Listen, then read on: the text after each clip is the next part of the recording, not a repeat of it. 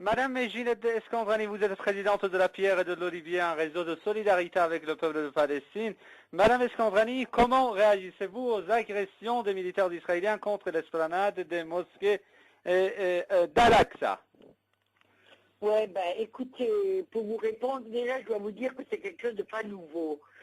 Ça arrive assez souvent, hein, parce que en fait c'est un endroit très sensible, parce que cette esplanade, eux ils l'appellent l'esplanade du temple, alors que nous on l'appelle l'esplanade de la mosquée Al-Aqsa. Et il est vrai que les militaires israéliens provoquent souvent, surtout le vendredi quand il y a la prière des musulmans, pour bien montrer qu'ils sont chez eux. Et effectivement, les Palestiniens réagissent, ils ont tout à fait raison de réagir, et à mon avis, on ne tardera pas à avoir une troisième intifada. Ce qui serait tout à fait logique parce que l'occupation continue, le mur est toujours là, et Jérusalem est toujours séparée de la Cisjordanie parce que les sionistes ont construit des colonies du peuplement tout autour de Jérusalem afin de judaïser Jérusalem pour pouvoir récupérer cette ville. Et donc les Palestiniens ont raison de provoquer l'armée. Mais là où ça ne va pas, c'est que la réaction de l'armée est beaucoup trop violente par rapport aux Palestiniens qui, eux, n'ont pas d'armes, n'ont rien, ne peuvent pas se défendre. Et puis, n'oublions pas que Gaza est toujours sous embargo, est toujours sujet à la famine, est toujours complètement mis à l'écart du monde international. Et pourquoi ce silence face à ces agressions? Vous savez bien que dès que Israël attaque, les États-Unis disent qu'Israël a le droit de se défendre. Et on se demande contre qui Israël se défend, puisque c'est Israël l'agresseur.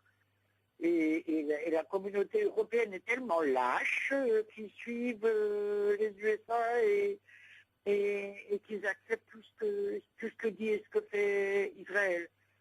À part certains dirigeants comme Chavez ou le président Ahmadinejad qui osent s'exprimer, il n'y a pas beaucoup de gens qui s'expriment ici. Il y a effectivement le Hamas, il y a le Hezbollah, il y a quand même quelques personnes qui osent dire ce qu'ils pensent, mais ce n'est pas nombreux par rapport à la communauté internationale.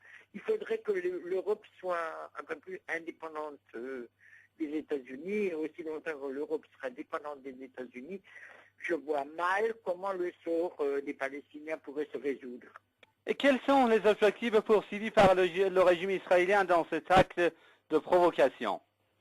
Ils veulent, je vous dis, ils veulent récupérer Jérusalem afin de judaïser Jérusalem parce qu'ils veulent une conférence maintenant, des relations avec Abbas. Je ne sais pas ce que leur a promis Abbas, mais il y a certains Palestiniens qui sont prêts à tout abandonner pour avoir quelques postes. Et à mon avis, c'est ça qui est dangereux. Hein. Hamadi a eu bien raison de dénoncer le fait qu'Abbas veut négocier avec Israël alors que Gaza est toujours sous occupation et alors que tout le reste de la Palestine est occupé et puis qu'il y a toujours le mur et qu'il y a toujours des colonies de peuplement et que Jérusalem est toujours séparée du reste de la Palestine.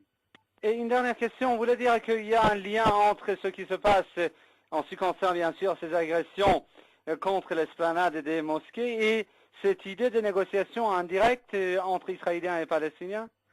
Mais évidemment que c'est lié, mais évidemment, qu'est-ce que vous croyez de toute façon, ces relations indirectes qui sont soutenues par la majorité des pays arabes, on se demande ce que fout la Ligue arabe, on se demande si la Ligue arabe n'est pas sionisée tout à coup. Je crois que Kadhafi, lorsqu'il a dénoncé la sionisation de la Ligue arabe, avait bien raison, malgré qu'il n'a pas continué à dénoncer. Mais de toute façon, c'est lié.